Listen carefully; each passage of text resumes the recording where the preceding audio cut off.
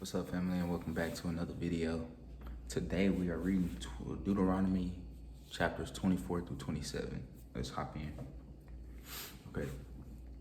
A man might marry a woman and then find some secret thing about her that he does not like. If that man is not pleased with her, he must write the divorce papers and give them to her. Then he must send her from his house. When she has left his house, and she may go and become another man's wife. But suppose the new husband also does not like her and sends her away. If that man divorces her, the first husband may not take her again to be his wife. Or if the new husband dies, her first husband may not take her again to be his wife. She has become unclean to him.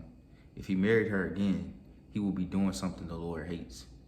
You must not sin like this in the land that the Lord your God is giving you. When a man is newly married, he must not be sent into the army, and he must not be given any other special work. For 1 year, he must be free to stay home and make his new wife happy. When you lend someone something, you must not take as security any part of the stones used to grind flour. That will be the same as taking away their food. Someone might kidnap another Israelite, one of their own people, and that kidnapper might sell that person as a slave. If that happens, that kidnapper must be killed. You must remove this evil from your group.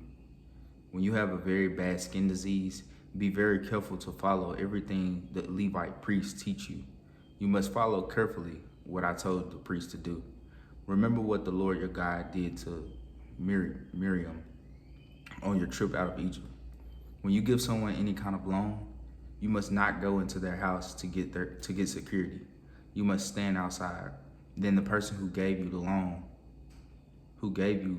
to bring out the security to you. Okay, let me reread that. Then the person you gave the loan to will bring out the security to you. If he is a poor man, then he might give the clothes to keep him warm. You must not keep that security overnight. You must give his security back to him every evening. Then he will have clothes to sleep in. He will bless you, and the Lord your God will accept this as living right and doing good.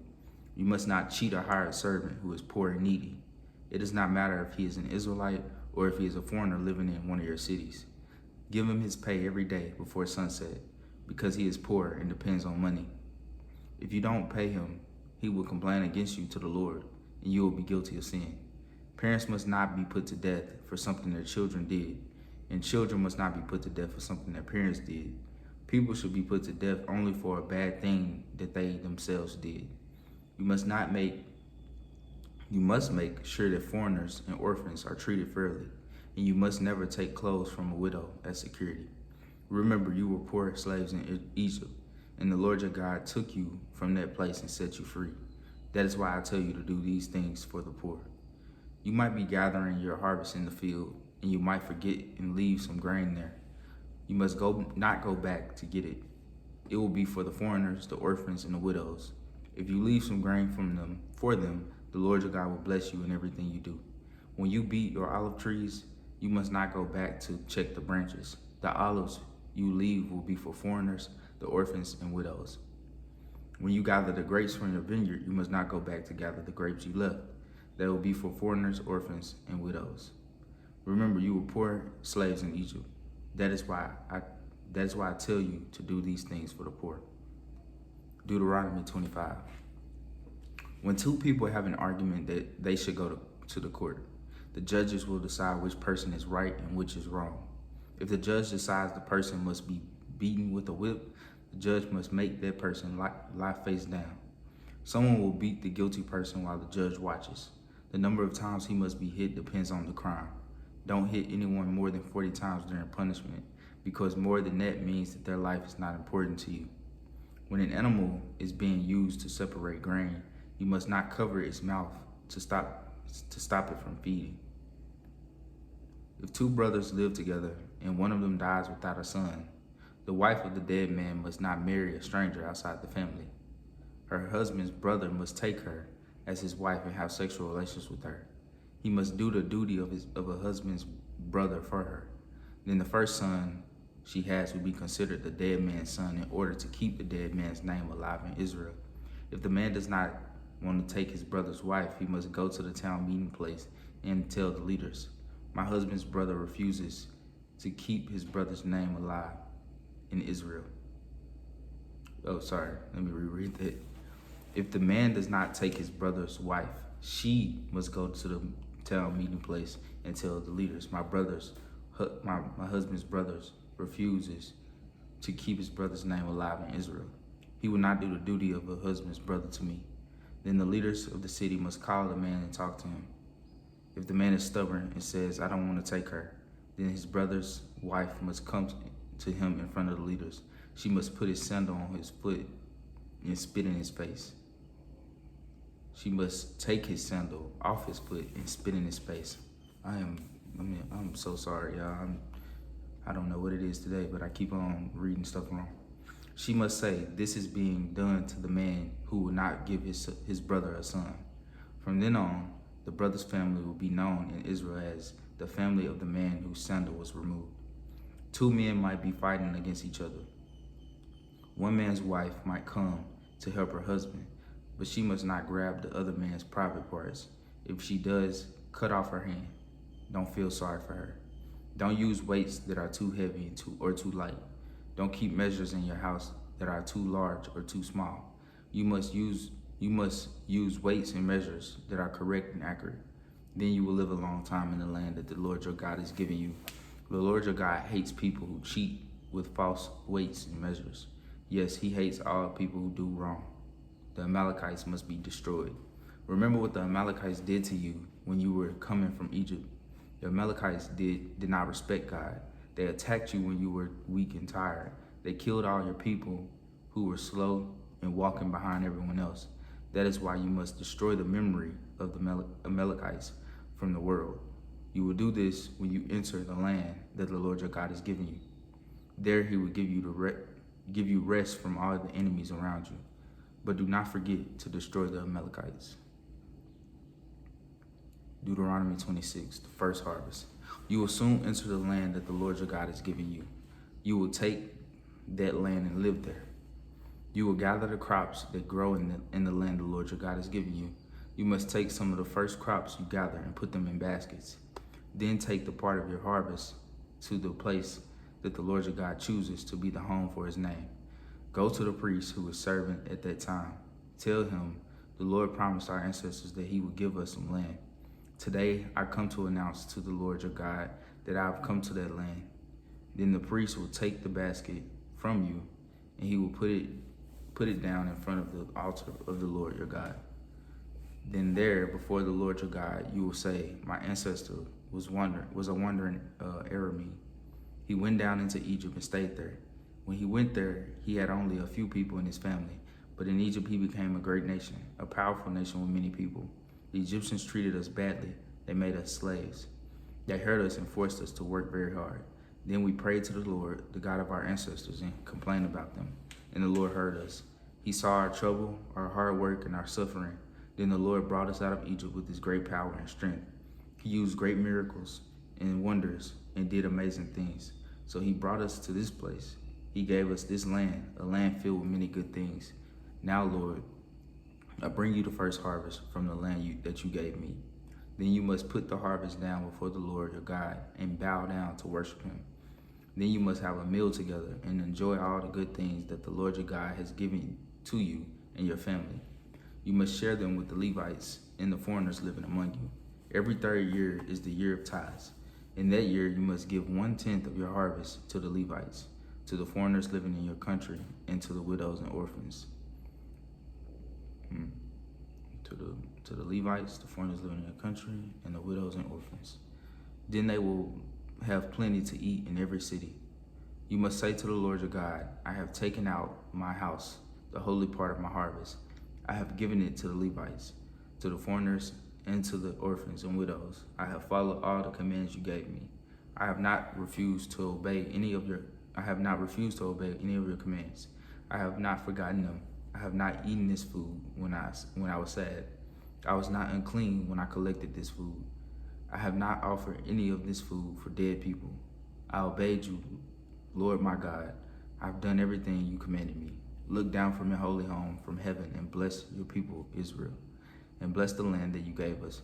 You promised our ancestors to give us this land, a land filled with many good things. Obey the Lord's commands. Today the Lord your God commands you to obey all these laws and rules.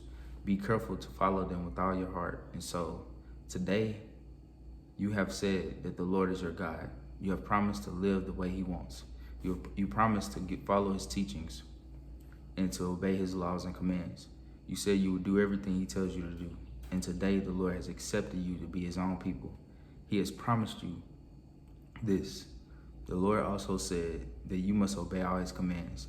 The Lord will make you greater than all the nations he made. He will give you praise, fame, and honor, and you will be his own special people as he promised. Deuteronomy 27, stone memorials for the people. Moses and the elders of Israel spoke to the people. Moses said, obey all the commands that I give you today. You will soon go across the Jordan River into the land that the Lord your God is giving you. On that day, you must put up large stones, cover them with plaster, then write on the stones all these commands and teachings. You must do this when you go across the Jordan River. Then you may go into the land the Lord your God is giving you, a land filled with many good things. The Lord, the God of your ancestors, promised to give you this land. After you go across the Jordan River, you must do what I command you today. You must set up the stones of Mount Ebal. You must cover these stones with plaster. Also use some stones there to build an altar to the Lord your God. Don't use iron tools to cut the stones. You must not cut stones to build an altar for the Lord your God. You must not use cut stones to build an altar for the Lord your God. Offer burnt offerings on this altar to the Lord your God, and you must sacrifice and eat fellowship offerings there. Eat and enjoy yourselves there together with the Lord your God. You must write all these teachings on the stones that you set up. Write clearly so they are easy to read. The people must agree to God's rules. Moses and the Levite priests, spoke to all the Israelites. Moses said, be quiet and listen, Israel. Today you have become the people of the Lord your God. So you must do everything that the Lord your God tells you. You must obey his commands and his laws that I am giving you today. That day Moses also told the people, after you have gone across the Jordan River, these tribes will stand on Mount Gerizim to read the blessings to the people. Simeon, Levi, Judah, Issachar, Joseph, and Benjamin. And these tribes will stand on Mount Ebal to read the curses. Reuben, Gad, Asher, Zebulun, Dan, and Naphtali. And the Levites will say to all the Israelites in a loud voice, cursed is the one who makes a false god and puts it in its secret place. These false gods are only statues that some worker makes from wood, stone, or metal. The Lord hates these things. Then all the people will answer, amen. The Levites will say, cursed is the one who does not show respect to their father or their mother. Then all the people will answer, amen. The Levites will say, cursed is the one who moves a neighbor's landmark. Then all the people will say, amen. The Levites will say, cursed is the one who tricks a blind man into going the wrong way. Then all the people will say, amen. Then the Levites will say, cursed is the one who does not give fair judgment for the foreigners, orphans, and widows. Then all the people will say, amen. The Levites will say, cursed is the one who shames his father by having sexual relations with his father's wife. Then all the people will say, the Levites will say, cursed is the one who has sexual relations with any kind of animal. Then all the people will say, the Levites will say, cursed is the one who has sexual relations with his sister or half-sister. Then all the people will say, the Levites will say, cursed is the one who has sexual relations with his mother-in-law. Then all the people will say, the Levites will say, cursed is the one who kills anyone, even if he is not caught. Then all the people will say, the Levites will say, cursed is the one who takes money to kill an innocent person. Then all the people will say, the Levites will say, cursed is the one who does not support this law and agree to obey it. Then all the people will say, amen and amen. All right, that's Deuteronomy 24 to 27. It was something that stuck out to me that I wanted to mention, but it it already lost me because it's so much. Just read so much. But keep in mind, okay, I knew what I was gonna say, but I need to find it. So keep in mind, everything that we are reading right now, I don't even know where like it started because it's like it's so long. But in the past few chapters that we've been reading, this has been Moses talking to the new generation of the Israelites, and as they're getting ready to take over the promised land. And so it's like, I know it feels even longer because the videos are so split up, but it's like he had this long final words that he had to say. Maybe it was shorter in person, but I don't know, because it's a lot here. It's a lot of meat and context, and him repeating himself just to make sure that they really take hold and take care of what God is about to do and what God is about to bless them with. So he's trying to prepare them and trying to encourage them to choose the right route, to follow God's rules, to follow God's laws, to be obedient and not go and make sacrifices to other gods, praise other gods, build other altars for gods. And so he's continually reminding them continuously. I feel like it reminds me of like a teacher, a great teacher that is okay with repeating themselves because they know that it takes time for it to click in people's mind. And so I believe that Moses had that same kind of revelation that I'm gonna have to keep repeating what I say to these people in order for it to stick. And even then, will it still stick? We won't know until we get there. So I'll see y'all back in the next video. And man, y'all continue to be a blessing to people, smile to people, because you don't know what people are going through. And shoot, your smile, the God in you, the joy in you, it may just be something that they need. So always try to smile and be a blessing to other people, because people going through a lot. But yeah, so y'all have a blessed day. Y'all be safe out there. I'll see y'all back in the next video. Peace.